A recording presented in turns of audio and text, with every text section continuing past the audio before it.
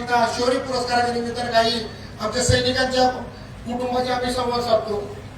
मला अत्यंत खेदाने सांगू वाटतं, मी हा मुद्दा आवर्जून का सांगतोय, कारण गेल्या वर्षी आमच्या सोलापूर जिल्ह्यातील एक शहीद झाले आणि त्यांचा आम्ही शौर्य पुरस्काराने या ठिकाणी सन्मान करणार होतो.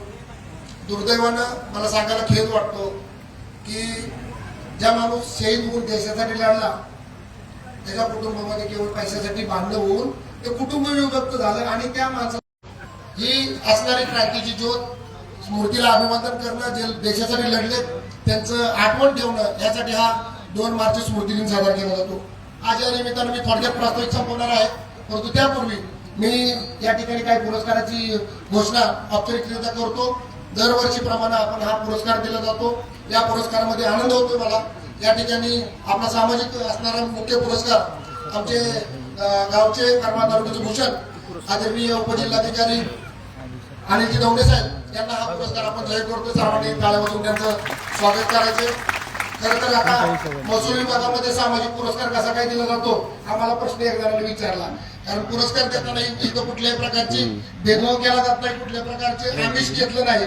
परंतु मला तुम्हाला सांगू इच्छितो की प्रशासनात राहून तर सगळ्यात जास्त महसूलमध्ये सगळ्यात जास्त सेवा हे लोकांची होऊ शकते. कारण डायरेक्टली संबंध शेतकऱ्याचा फक्त त्याच विभागाशी येतो, बाकीच्या ठिकाणी उद्योगपती वगैरे सगळे मॅच झालेले असतात.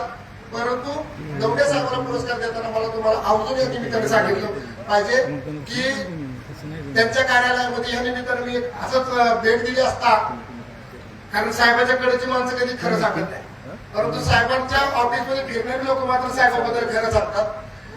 तर त्या कार्यालयामध्ये गेलं असताना एका मी शेतकऱ्याला पकडलं आणि त्याला विचारलं की अरे काय साहेब कसे आहेत, तर त्यांनी सांगितलं की एवढा चांगला साहेब याच्या आधी कधी आलेला नाही.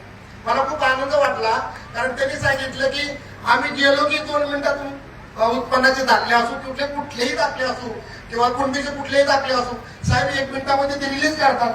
आणि तो कौतुक सोहळा बघून त्याही पुढे जाऊन ज्या गावातून ते आलेले इंद्रानगरच्या शाळेवरती त्यांनी शिक्षक म्हणून काम केलेले आणि त्या शाळेमध्ये साहेबांनी परवा 1 लाखाचा निधी दिला का, तर मी तिथून त्या शाळेने मला या ठिकाणी आणले.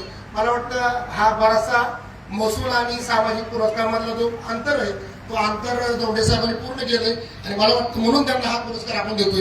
त्याचबरोबर या ठिकाणी आपण शौर्य पुरस्कार या ठिकाणी कॅप्टन रावसाहेब साळुंखे यांना या ठिकाणी जाहीर करतोय.